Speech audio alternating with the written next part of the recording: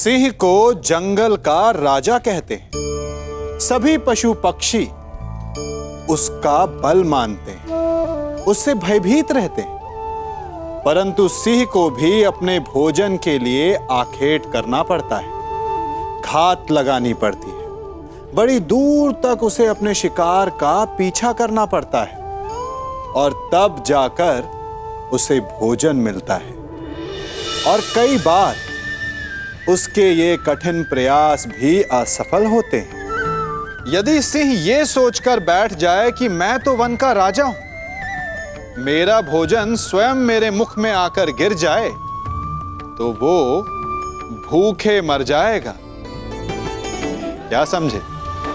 राजा हो या रंक, उद्यम सभी को करना पड़ता है, क्योंकि मेहनत, परिश्रम यही तो सफलता की कुंजी है। यदि जल पाना है तो कुआं खोदने में पसीना बहाना ही होगा। यदि सफलता पानी तो रात दिन परिश्रम करना होगा। बिना परिश्रम के तो देवों को भी अमृत नहीं मिलता। इसलिए परिश्रम कीजिए, आज नहीं तो कल सफलता अवश्य मिलेगी। तुमने उस मामा का अपमान किया उसके लिए, जिसने अपना कवच और कुंडल उन पांडवों को दान में दे दिया।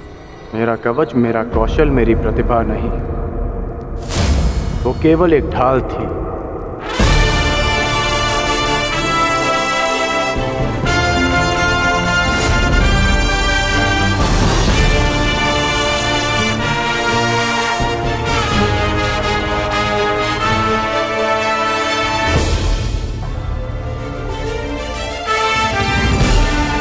वो दुर्योधन की ढाल मैं हूं, मेरी मित्रता है।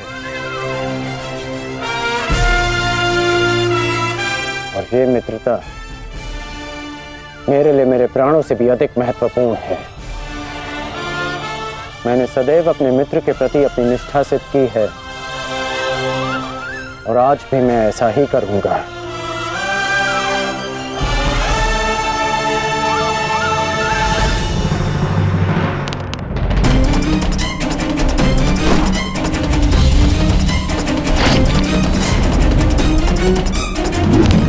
कुरुक्षेत्र में तुम्हारे विरुद्ध खड़ा प्रत्येक योद्धा तुम्हारा शत्रु है पार्थ, जिसका तुम्हें वध करना है। ये धर्म युद्ध उनके विरुद्ध जिन्होंने अधर्म किया। अन्यथा आज तुम भीष्म से भयभीत हो। भूल गए लक्षाग्रह, कल तुम कर्ण से हो। भूल गए वो द्यूत सभा। परसों तुम ये कहोगे कि मैं आचार्य द्रोण का सामना कैसे करूं। भूल गए मेरा चीरहरण करने का प्रयास। यदि ऐसा ही रहा तो कैसे पूर्ण करोगे अपने साथ हुए अन्याय का प्रतिकार? कैसे लोगे पांचाली के अपमान का प्रतिशोध? कुरुक्षेत्र में उनके विरुद्ध जिन्होंने अधर्म का प्रतिशोध।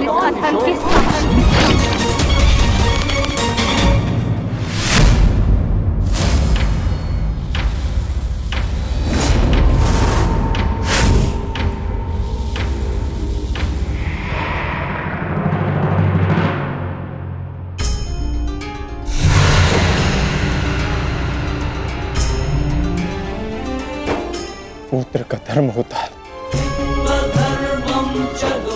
बढ़ती आयु में अपने पितामह को संभालना। मैं युद्ध क्षेत्र में मैं कैसे गिरा सकता हूं? जिन्होंने मुझे धनुष उठाना सिखाया, जिनके कारण आज मैं सर्वश्रेष्ठ धनुर्धर हूं, उन गुरु द्रोण पर बाण संधान कैसे कर सकता हूं मैं? जीवन में पहली बार आज मेरे हाथ कांप रहे हैं। अर्थात ये सब ठीक नहीं, ये सब ठीक नहीं।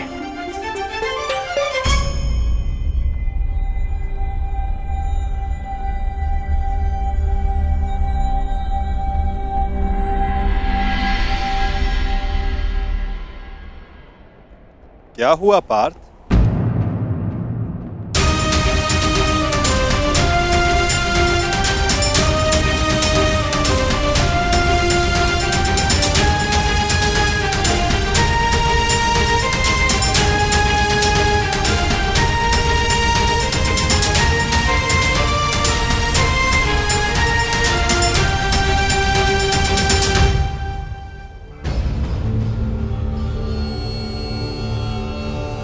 जो अपने दृढ़ संकल्प और अचूक लक्ष्य भेदन के लिए जाना जाता है, जो केवल शब्द सुनकर उसका लक्ष्य भेद कर सकता है, आज वही अर्जुन विचलित है या उसके बाण विचलित है?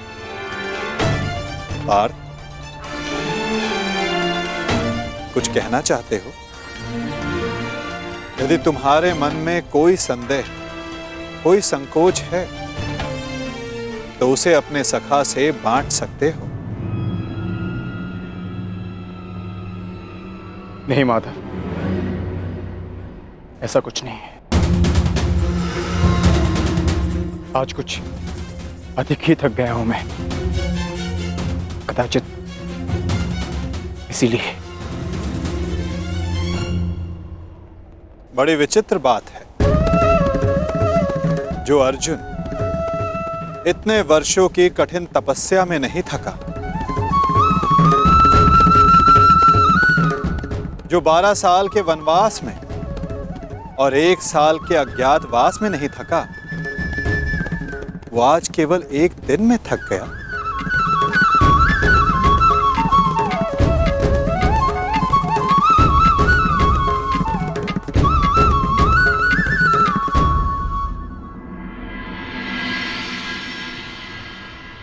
कोई बात नहीं पार्थ, असाधारण मनुष्य के जीवन में विचित्र कथाएं होती ही रहती हैं। आओ, शिविर में चलकर सभी वीर मिलकर भोजन करें। कल से युद्ध प्रारंभ होने वाला है पार्थ। किसे ज्ञात किसके साथ दोबारा भोजन करने का अवसर ही ना मिले।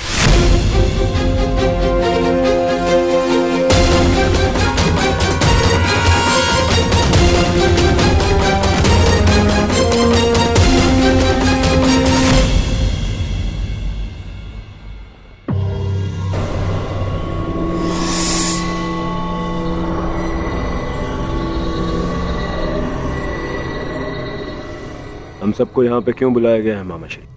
क्या? मुझे तो लगा कि तुमने हम सबको यहाँ एकत्रित होने का आदेश दिया है।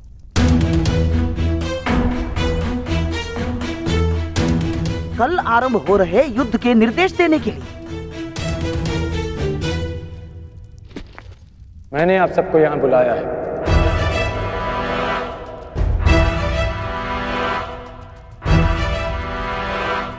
पधारने के लिए धन्यवाद। परंतु तुमने हमें यहाँ क्यों आमंत्रित किया है कर्ण? बताता हूं मित्र, पहले सभा पूर्ण हो जाए।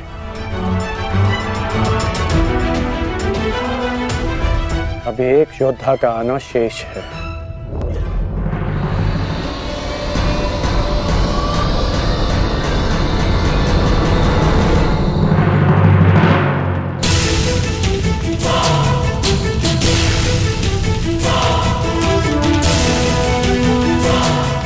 इससे पूर्व कि किसी के भी मन में कोई विचार उत्पन्न हो, मैं बता देना चाहता हूं कि मेरे यहाँ आने का कोई उद्देश्य नहीं। मैं यहाँ केवल अंगराज के आग्रह पर उपस्थित हुआ हूं।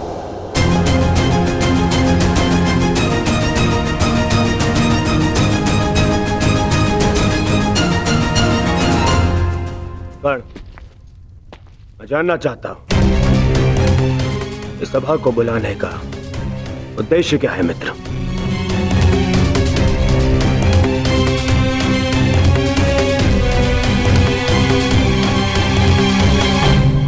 उद्देश्य है युद्ध में विजय।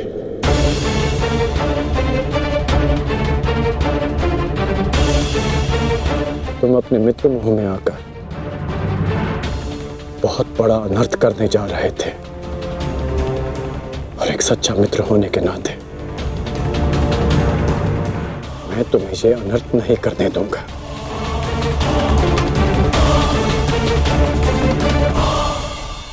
मैं राधेकरण आप सबके समक्ष एक प्रस्ताव रखता हूं कि गंगा पुत्र महामहिम भीष्म को फिर से कौरव सेना का सेनापति नियुक्त किया जाए।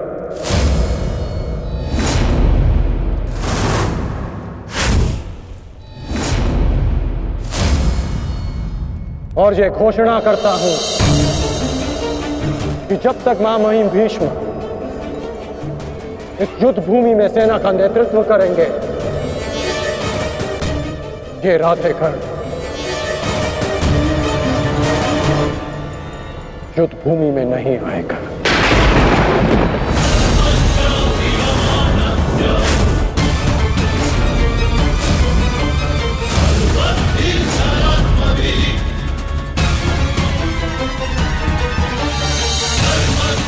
ये तुम क्या कह रहे हो मित्र?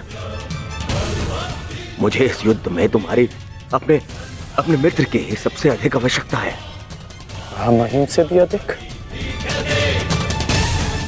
नहीं मित्र, तुम भूल कर रहे हो। मैं कवच खोया योद्धा हूं, और महामहिम हस्तिनापुर के कवच हैं। तुम्हें मुझसे अधिक आवश्यकता उनकी है।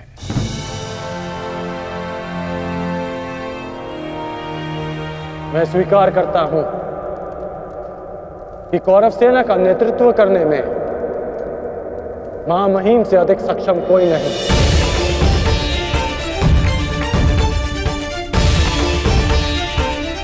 मैं भी नहीं।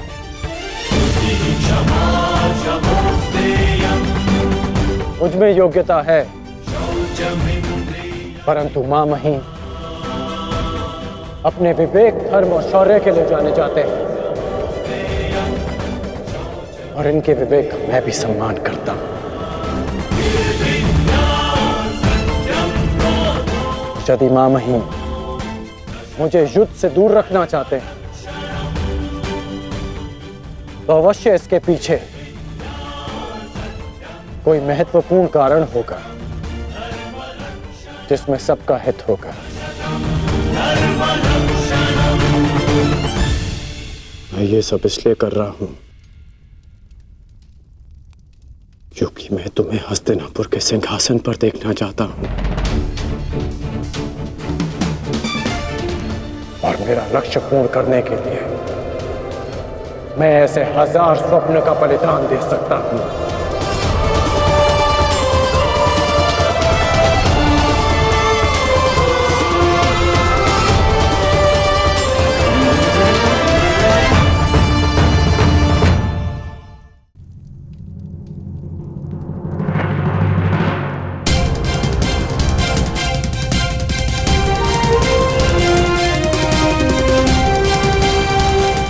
आपके बिना कौरवों की विजय संभव नहीं। अपना पद स्वीकार करें।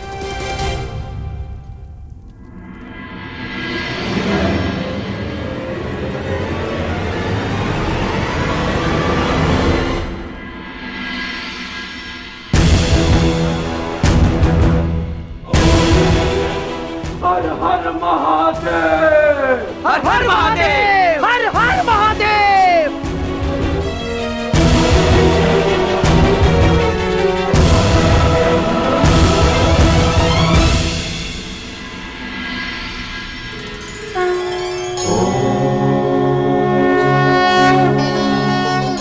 आओ,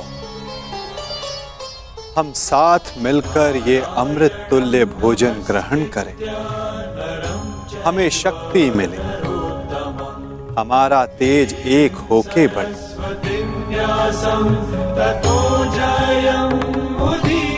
हमारा ज्ञान बढ़े, हमारे मध्य कोई विष न फैले। फैले तो केवल हमारा यश।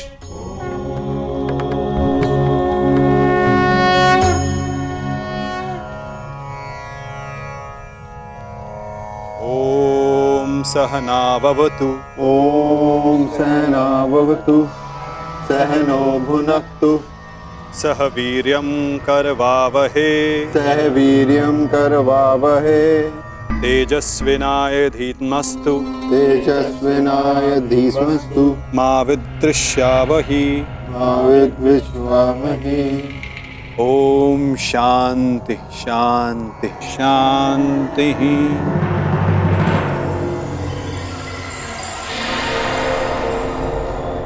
आओ भोजन प्रारंभ करें।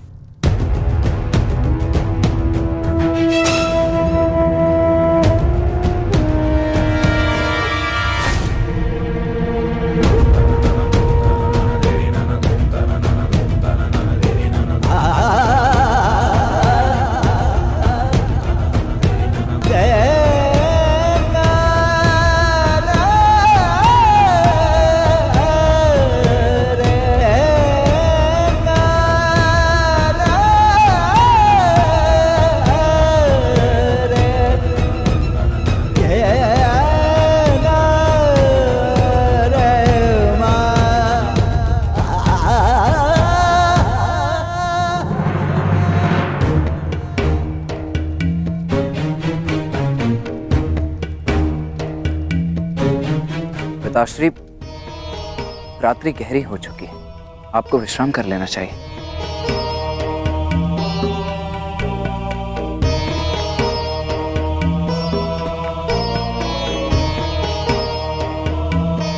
विश्राम की आवश्यकता तो तुम्हें है पुत्र। कल इस महायुद्ध में तुम्हें अपना कौशल दिखाने के लिए प्रस्तुत जो होना है। कल मेरे लिए बहुत बड़ा दिन है कि मेरा पुत्र इतिहास के सबसे बड़े महायुद्ध में पदार्पण करेगा।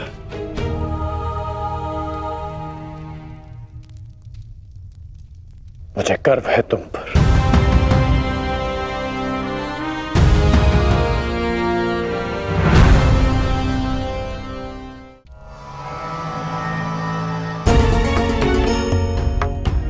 सब कुशल पार्थ? मैं तुम्हारे साथ हूं पार्थ। परंतु युद्ध में तो आप शस्त्र नहीं उठाएंगे। युद्ध में तो मैं अकेला ही रहूंगा माता। और यदि इस युद्ध में मैं तुम्हारे साथ उपस्थित रहा तो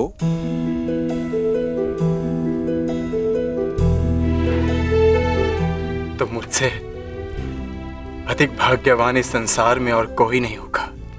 परंतु मैं जानता हूं मेरी ये कामना अधूरी रह जाएगी। यदि कामना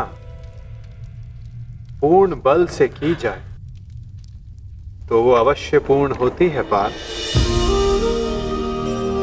और यदि प्रार्थना में समर्पण तो वो स्वीकार होती है।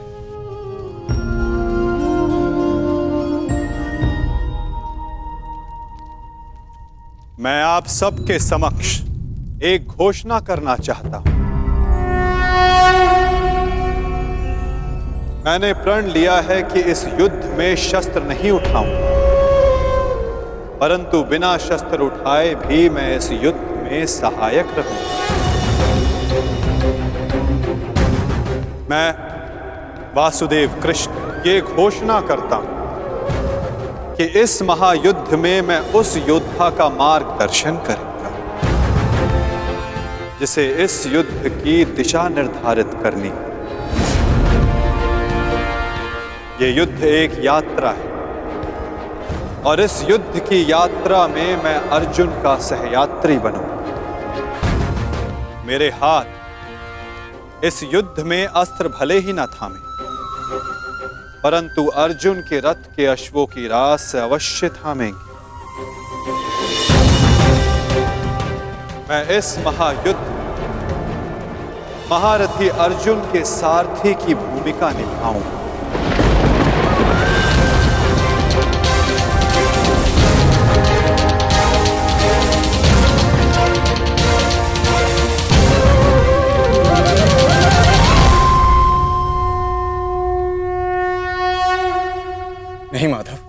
सारथी बनकर आपको आदेश दूं, यह संभव नहीं। आपका स्थान सबसे ऊंचा है और मैं स्वयं आपको नीचे स्थान पर बैठने नहीं दे सकता। पाल, कौन ऊंचे स्थान पर बैठा है और कौन नीचे स्थान पर, ये तो देखने वाले के दृष्टिकोण पर निर्भर करता है। तुमने कहा कि मैं सबसे योग्य हूं, और जो सबसे योग्य होता है उसका धर्म होता है कि वो अपने से छोटों का मार्गदर्शन करे, और मैं इस युद्ध में यही करूंगा। मैं इस युद्ध में तुम्हारा सारथी इसलिए बनूंगा यदि तुम अपने लक्ष्य के मार्ग से भटक जाओ तो पुनः तुम्हें तुम्हारे लक्ष्य के मार्ग पर ला सकूं। पार्थ, मुझ पर विश्वास है ना? निष्ठा है माधव।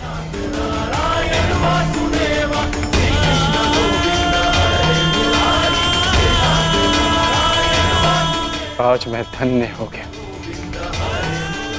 जिसके सारथी आप हो